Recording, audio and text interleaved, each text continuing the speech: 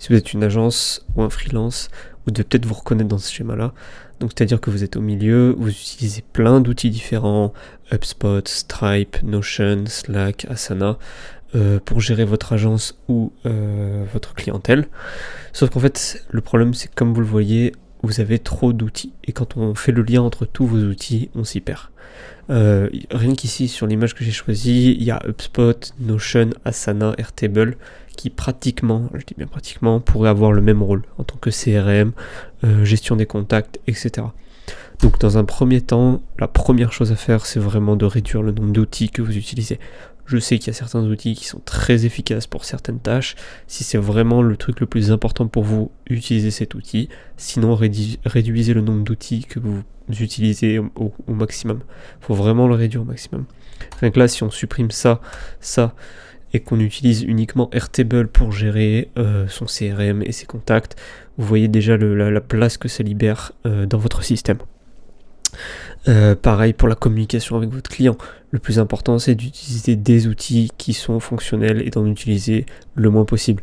Là, ça m'est déjà arrivé de croiser des clients qui utilisaient Slack pour certains clients et puis pour d'autres qui utilisaient Teams. Non, ça c'est pas possible.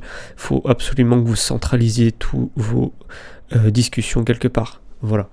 Donc là, rien que déjà en faisant ce tri-là, d'utiliser vraiment les outils qui sont importants, regardez la différence qu'il y a entre avant et après. Faut vraiment épurer au maximum le nombre d'outils que vous utilisez au quotidien. La deuxième chose importante, c'est de vous créer un écosystème. Une fois que vous avez trié tous les outils que vous utilisez, faites un schéma de quels outils vous utilisez pour quelle fonctionnalité. Donc là par exemple pour la gestion de projet CRM vous pouvez utiliser Airtable, pour le paiement Stripe, PayPal, il y a plein de choses qui existent, même les banques avec Conto, etc. Il faut que vous regroupiez comme ça tous les outils que vous utilisez. Slack, Calendly pour la communication client, la prise de rendez-vous, et pour les livrables, bon, voilà, ça dépend ce que vous faites, ça dépend le type d'agence que vous êtes, mais réduisez un maximum vos outils. Et un autre conseil hyper important, donc nous on peut vous accompagner pour ça, mais il faut que vous ayez un chef d'orchestre. C'est pas à vous manuellement d'aller copier-coller les livrables aux clients pour les envoyer aux clients, etc. De générer à la main les factures et les envoyer à la main par email, etc. Non, tout ça doit être automatisé. Il vous faut absolument un chef d'orchestre. Vous pouvez utiliser N8N, Make, Zapier, il faut que vous ayez un chef d'orchestre, sinon vous allez perdre du temps. Nous on peut vous accompagner là-dessus, on est expert en automatisation, donc on peut vous aider. Mais il faut vraiment garder en tête que vous ayez d'avoir un chef d'orchestre qui vous aide au quotidien dans vos opérations. Et donc comme ça vous êtes au-dessus, vous avez un œil sur tout ce qui se passe, vous pouvez tout contrôler, vous savez comment ça se passe, vous avez plus de prédictabilité sur les futurs clients que vous allez signer, le temps qu'il va falloir pour effectuer vos livraisons, etc. Du coup, les quatre gros conseils qu'on vous donne, c'est tout d'abord réduisez le nombre d'outils, simplifiez vos processus et surtout standardisez-les. Il faut standardiser tous vos processus un maximum. Et une fois que vous avez fait ça, pensez à organiser votre écosystème. Il faut que vous créez vraiment un écosystème, une machine qui tourne pour vous quasiment en automatique. Voilà. Donc suite à ça, ce qui est impératif de faire, donc parmi les conseils que je vous ai donnés précédemment, c'est d'avoir et de créer vos propres processus. On sait qu'il existe 6 processus principaux dans toutes les agences ou dans quasiment toutes les activités. Vous devez les identifier, vous devez les compléter également, mais il y en a au moins 6 quasiment qui se retrouvent à chaque fois. Tout d'abord la qualification. Un client vous contacte par n'importe lesquelles des plateformes, faut que vous soyez en capacité d'identifier qui est ce client, d'où est-ce qu'il vient, quelle est son activité, dans quel domaine il procède, quelle est sa demande, pourquoi il vous contacte, etc. Une fois que vous avez fait le premier rendez-vous, si le client vous arrivez à le closer, il va falloir l'emmener dans la phase d'onboarding. Donc pareil, l'onboarding, l'inviter dans vos outils, donc avec Slack, lui envoyer un message de bienvenue, lui mettre des ressources à disposition, etc. Tout ça, ça doit être automatisé. Et c'est au minimum le deuxième processus qu'il y a dans quasiment tous les business. Vous avez très probablement du coup juste après la partie prestation de votre agence, de votre activité, qui du coup va se redécouper en différents processus, hein. Tout dépend de ce que vous faites. Peut-être que vous avez une étude de marché à faire, la production de livrables, la création de dashboards, et chacun de ces prestations-là doivent être accompagnées au minimum d'un SOP, c'est-à-dire un Standard Operating Procedure. Vous devez décrire étape par étape les tâches qu'il y a à faire pour la prestation dans chacun des processus. Souvent, ils peuvent être accompagnés d'automatisation. Une fois que vous avez produit vos livrables, c'est pas à vous d'aller coller à la main les URL de ces livrables pour les envoyer au client. Ça doit être un message automatique, standardisé, qui lui envoie la livraison des documents qui sont prêts à être utilisés, tout simplement.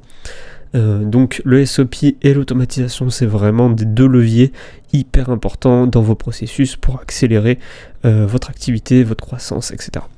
Vous avez également du coup la livraison, livrer c'est cette fameuse prestation que vous avez réalisée. Donc si c'est la création de site web, pareil, il faut le déployer, il faut réserver le nom de domaine, etc. etc.